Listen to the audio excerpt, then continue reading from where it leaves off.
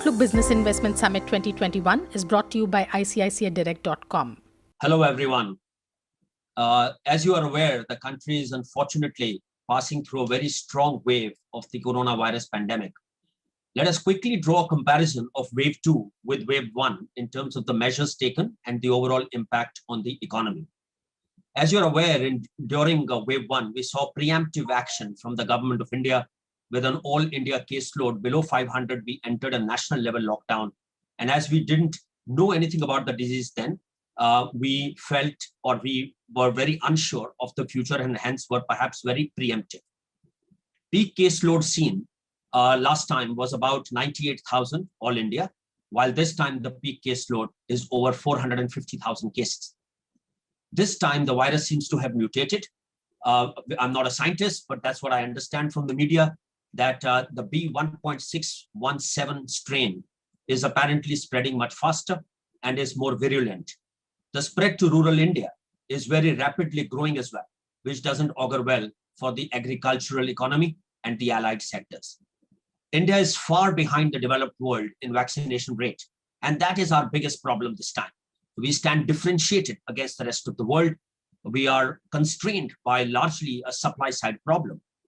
However, we understand government is trying various means, importing from offshore, incentivizing production locally, and has also now asked states to manage procurement and distribution by themselves to expedite matters. However, there is a lead time to have the vaccination available to inject the masses in India. We have a 1.35 billion strong population, and to reach vaccination penetration and or coverage of even 50% of this population would take us until Q4 of 2021-22 on best case basis. India, to that extent, as I said before, is deeply differentiated from other countries. Just the size of the population, when placed against the context of a rather sanguine mindset that prevailed ahead of the brutal second wave, has completely caught India unawares. Now let's take a quick look at the present state of the economy. There is a lockdown in 26 states and union territories. There is no certainty on when this will end. Maharashtra, which is the first state to have a lockdown in April, has now extended it all the way to end May. Other states have begun their lockdowns in mid-April and early May, and hence it does not appear that lockdowns will get diluted or on a general basis very quickly. The economic indicators available are also pretty fuzzy. On the positive side, we saw a strong PMI manufacturing, which was up in April. We saw the strongest ever GST collections, highest level in the month of April. Also, exports have done well in April at 16% growth. But there is a caveat. The caveat is that all economic indicators will obviously show statistically a better performance, considering the April-June quarter last year was a washout, and we saw a GVA drop of almost 23% in that quarter. On the negative side, however, the PMI services is down second successive month. We have seen e-way bills continue to drop to 4 months lows, and we are seeing passenger cars, two and three-wheelers production dropping in April. The GDP growth, if we were to comment on, our CARES analysis is that we should grow as base case at 10.2% for FY22, but that is a massive assumption today that lockdowns will get rolled back in June. That assumption is now looking somewhat in threat. This was also premised on the basis of daily infection caseloads declining in the month of May. However, we are seeing the daily caseloads having come off the peak of 450,000 to about 350,000, but the last 10 days average still remains at about 390,000, not giving us a rapid sense of decline at this moment of time. Therefore, our projections at 10.2% base case growth for this year could be under threat. The concern, like I mentioned, is also infections spreading to rural India, which doesn't augur well for the agricultural sector. The spread of infection has also affected workers in various businesses in this round, which is directly affecting companies and supply chains. There is a double whammy due to the second wave, therefore, of workers not being available and the lockdown at the state level actually hurting supply chains. More infections would also mean that people spend more on health this year and less on consumption.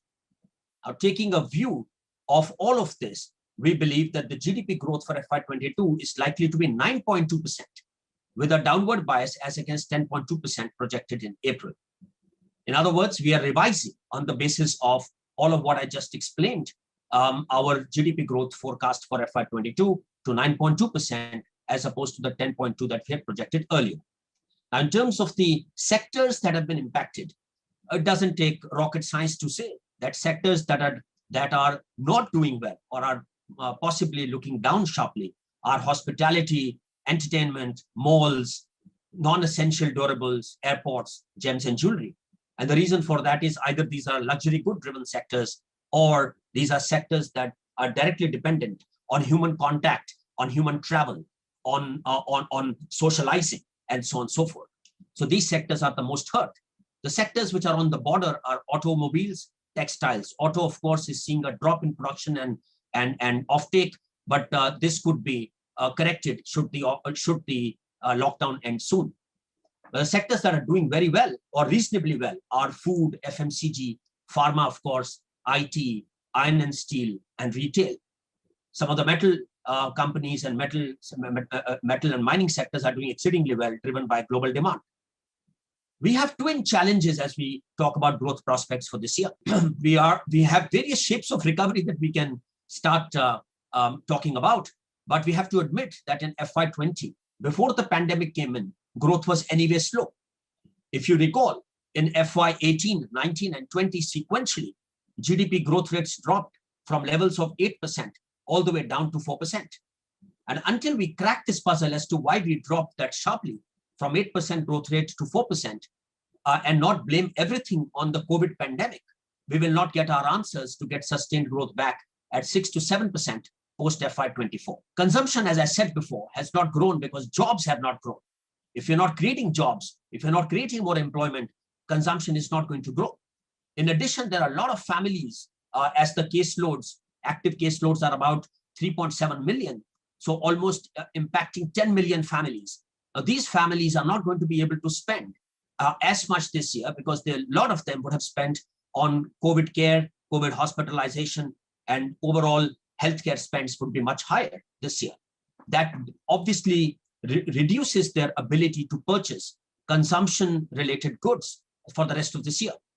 So we believe that there would be a demand destruction or reduction as a result of larger healthcare spend across so many households. If you look at the investment demand, a lot of the investment demand in India has actually been falling. Look at the gross fixed capital formation, which has declined from 34% in FY12 to 28% in FY17 and to 26.7% in FY21. Now, why has this been happening? There's surplus capacity everywhere, which means that there is less incentive to invest in the industry. The capacity utilization was 66% in December. In addition, banks have not been most keen to lend, and they're cherry-picking customers given the overhang of the NPA problem in banking. Infrastructure investment was always more public sector oriented than private sector, which makes it even more hard for infrastructure sector in general to borrow. The government has been leading in investments in the past due to the fiscal FRBM constraints and has cut back on capital expenditure to meet targets. As we are aware, this year, the union budget envisaged a growth in capital expenditure to 5.5 lakh crores. But when we adjust that for the defense expenditure of 1.5 to 2 lakh crores, we have only 3.5 to 4 lakh crores of capital expenditure envisaged in FY22 as against a GDP, nominal GDP of 220 lakh crores. So that number still pales as compared to what could be potentially required to galvanize capital expenditure in the economy. Government also provides the environment to invest, but at the end of the day, eventually private sector has to step in, has to chip in very meaningfully. And that will only happen when the demand side picks up sharply, leading to capacity utilizations at higher levels and there being a need to add more capacity. Now let's look at the fiscal action. Now, as you are aware, the fiscal policy this year, the fiscal budget this year is providing for a fiscal deficit number of about 6.8%. And there were expectations of a larger fiscal support from the government earlier. Last year, there was an announcement on Atmanirbhar, and in the West, there have been cash transfers to every citizen, rich or poor, which obviously an emerging market like India with large fiscal imbalances cannot provide.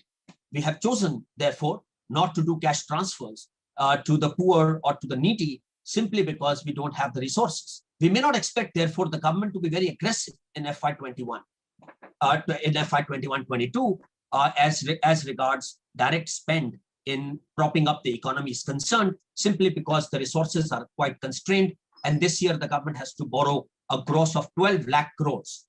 We've also seen the Reserve Bank of India step in with a GSAP program to ensure that there is not a major sell-off in the government securities market, and is providing significant support to the government securities prices and to the government securities demand in the marketplace. Let's look at the states. States need to provide relief, but states are right now busy with providing all the relief in regard to healthcare as far as the COVID spread is concerned. So we are not seeing those many camps this year, and we are not seeing that much spent from the states in other areas, as their attention has been totally diverted to providing emergency healthcare, as I said before. Now, further, with GDP growth slowing by about 200 basis points, the overall tax revenue to the center is likely to decline by about 30,000 crores this year. On top of that, a food program worth about 25,000 crores has been announced to provide food to about 800 million people, roughly 5 rupees a kilo a month. Now, this additional cost, when combined with the potential decline in tax revenues, will pose another burden of 60,000 crores for the center to meet this year. I guess as we go along, there could be more additions to this shortfall, therefore causing further pressure on the fiscal deficit, which is planned at 6.5% this year, to probably hit levels of 7.2 to 7.5% for this year in actual terms. Inflation, as you are aware, has been up. Inflation has moved up from levels of 4% to 5%. The core inflation is heading up to 5%, and CPI readings for the month of March have been at 6%. So one could argue that in terms of real rates, India is now near zero rates on the long term, and actually minus 2% on the short term, as the repo rates are in the region of 3 to 4%, whereas inflation is reigning at about 6%. WPI inflation is likely to be more severely hit by commodity cycle run. This is what, again, is a big differentiation of the globe versus India this time. The globe, particularly the Western developed markets, have achieved vaccination rates of 35 to 40%, including partial vaccination. Perhaps you would take this number to about 50%, whereas India is still in a single digit. So the growth cycle in the Western world is actually turning significantly positive. I last heard steel prices in the US are at $1,500, never seen before, at least to my sort of recall. And we used to consider $750 to $800 per ton as probably peak pricing in steel. We are probably seeing a double of that in steel prices in the United States.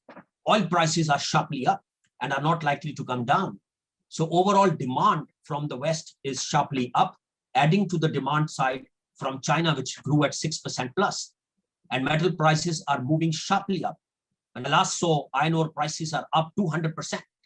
And there are certain other metals like aluminium and copper, which are also up substantially, 50% plus. And all of this will actually drive the commodity prices higher. A lot of people argue, a lot of experts argue, we're getting into a commodity super cycle in FY22. All of this doesn't augur well for inflation, and that could potentially be a significant risk Reserve Bank of India and the other regulators will have to deal with as we move into the second half of this year. Commenting on banking, RBI, and liquidity, I think overall liquidity situation has been very well controlled by the central bank. We have had LTROs, we have had specific LTROs, on-tap LTROs, which have not necessarily been very successful, but overall liquidity in the banking system has been in abundance and has not created any constraints for the banking system in general.